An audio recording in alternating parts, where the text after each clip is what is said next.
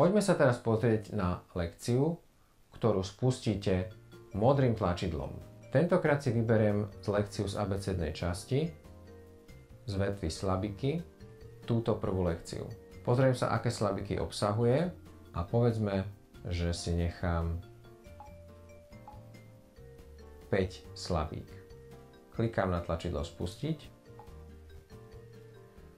Teraz som použil zelené tlačidlo. Rozpráva tablet. Da. Lekciu predčasne ukončím.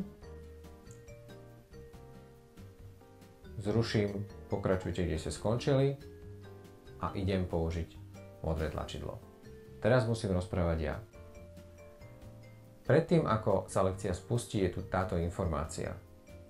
Tablet nebude reprodukovať žiaden zvuk, rozprávajte počas fázy učenia, pýtajte sa počas fázy testovania.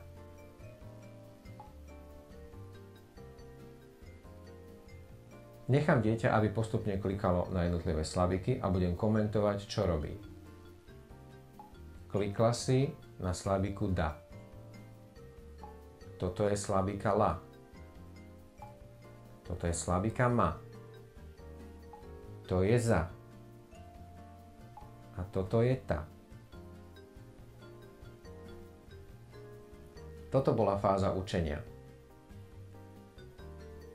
Vo fázi testovania je najdôležitejšie, aby ste si všimli rímske číslice, ktoré sú v pravom dolnom rohu každého objektu. A tieto rímske číslice určujú poradie, v ktorom sa musíte žiaka pýtať. Sandra, ukáž mi slabiku ma. Výborne, perfektne si to urobila. Sandra, a teraz, kde je slabika da? Výborne, ty si šikovná. Sandra, ukáž mi prosím ťa slabiku la. Výborne. Je potrebné dodržať toto poradie, aby program vedel vyhodnotiť, či dieťa odpovedá správne alebo nie. Ak odpovedá správne, tak ako ste pred chvíľou videli, môže zhora vysunúť posilňujúci obrázok. Takže Sandra, kde máme slabiku tá? Výborne. No a tá posledná, to bude slabika za, že? Super. A toto bol základný rozdiel medzi lekciou, ktorá sa spúšťa zeleným tlačidlom a modrým tlačidlom. Zelené tlačidlo rozpráva tablet, modré tlačidlo rozpráva učiteľ a vo fáze testovania je potrebné dodržať poradie, ktoré je určené rímskymi číslicami zobrazenými v pravom dolnom rohu pri každom objekte.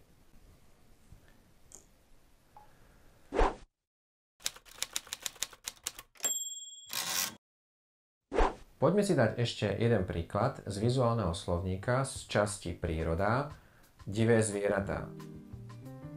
Opäť kliknem na modré tlačidlo. Opäť tu vidíme informáciu o tom, že tablet nebude reprodukovať žiaden zvuk.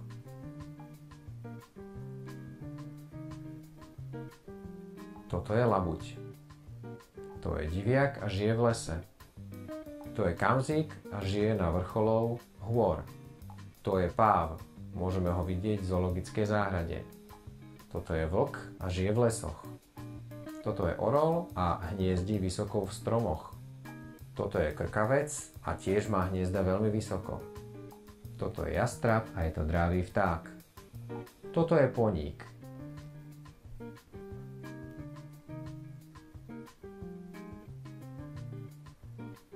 Všimnem si rímske číslice a musím začať diviakom. Sandra, ukáž mi diviaka, toho, ktorý žije v lese. Výborne, Sandra. Teraz mi ukáž poníka. Minulý rok si sa na ňom vozila. Výborne, Sandra. Teraz mi ukáž kamzíka. Výborne. Teraz mi ukáž vtáka, ktorý lieta veľmi vysoko a volá sa jastrab. Výborne si ukázala. Teraz mi ukáž vlka. Super.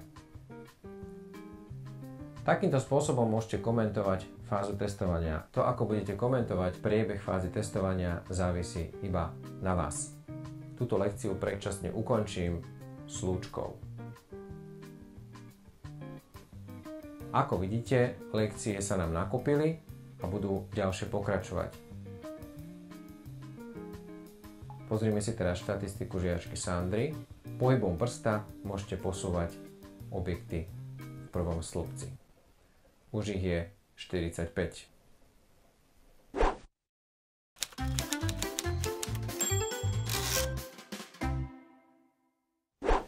V nasledujúcej časti workshopu sa budem venovať konceptu posilnenia. Viac o posilnení správania nájdete na stránke www.interaktívnyšlabikár.sk alebo www.interaktívnyšlabikár.cz v časti Odborné koncepty použité v platforme Visual Reading.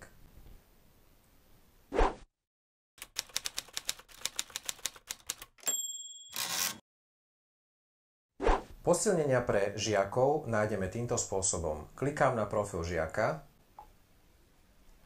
vypnem pokračujte, kde ste skončili, idem o jednu úroveň nižšie vo vetve ostatné a tu nájdem posilňujúce obrázky.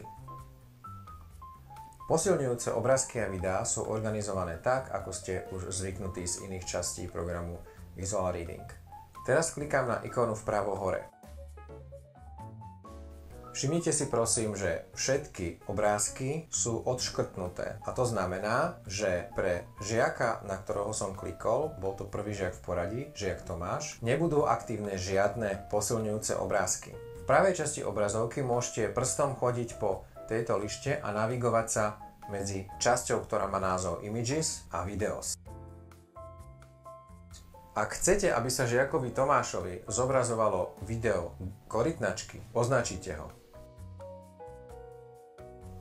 Ak chcete, aby sa žiakovi Tomášovi zobrazovalo striedavo video korytnačky a slona, označíte tieto dve posilnenia. Keďže vopred nevieme, aké posilňujúce videá a obrázky sú pre vašho žiaka zaujímavé, ponúkame vám možnosť pridať vlastné posilnenie pre konkrétneho žiaka.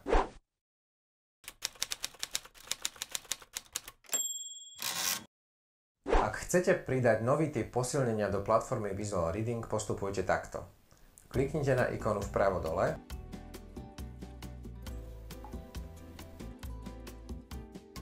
Kliknite na pridať obrázok alebo animáciu. V tomto momente sa zastavím. Ja už som si všetky posilnenia, ktoré chcem pridať do platformy, pripravil a preto zvolím pridať obrázok z galérie. Ako prvé budem pridávať rodinných príslušníkov a zvieratko, ktoré v rodine žije.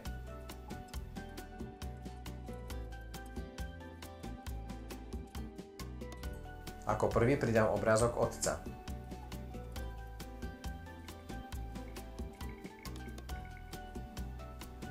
V tejto časti môžem, ale nemusím nahrať zvuk. Okrem nahratia zvuku je to ikona, ktorou môžete pridať zvuk. Ja mám zvuk pripravený a preto použijem ikonu plus.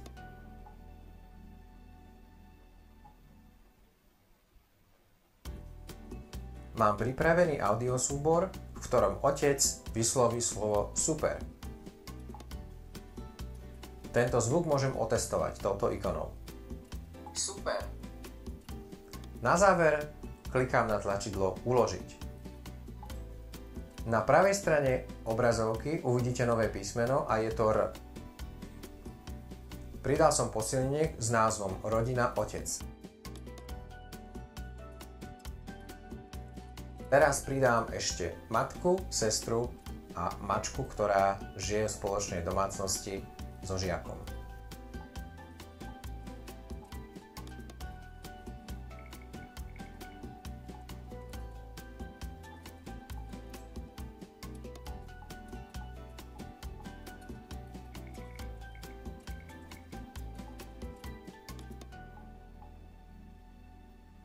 Ako poslednú pridám mačku. Ako môžete vidieť, pridal som mačku, matku, otca aj sestru.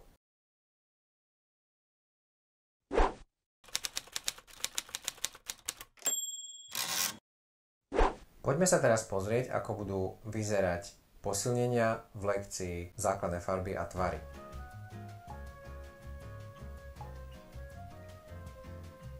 Fialová, ružová, šedá, oranžová, modrá, hnedá, zelená,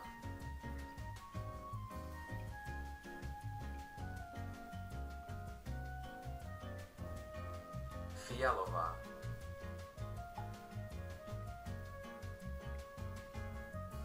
hnedá,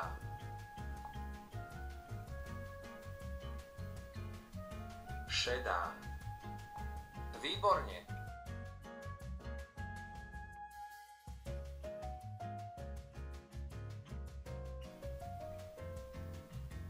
Oranžová, zelená, ružová. Hurá!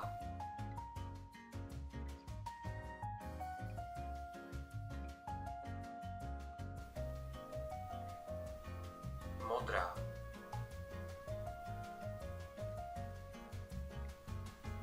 ako ste mali možnosť vidieť, z hornej časti obrazovky sa vysunuli postupne fotografie rodinných príslušníkov aj s komentárom. V tomto prípade to bolo povzbudenie v štýle hurá, super, výborne a podobne. Vraciam sa späť na posilnenia. Posúvaním prsta v tejto časti obrazovky sa dostávate do ďalších kategórií. Tuto vidíme rodinných príslušníkov, o niečo nižšie vidíme video posilnenia, ktorých je zhruba 25.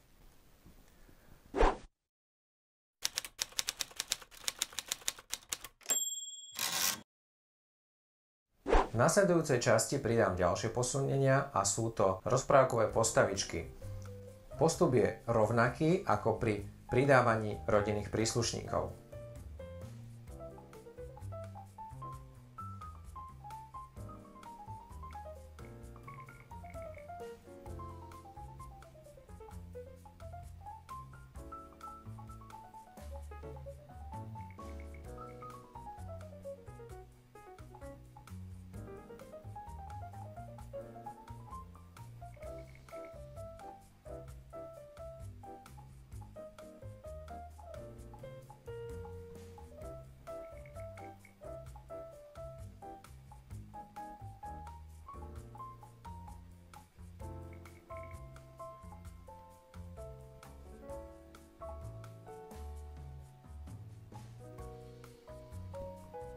Posilnenia pre konkrétneho žiaka som pridal. Sú tu rôzne postavičky z rozprávok a sú tu rodinní príslušníci. Keďže zaškrtnuté sú iba tieto posilnenia pre konkrétneho žiaka, ostatné posilnenia sa v lekciách zobrazovať nebudú.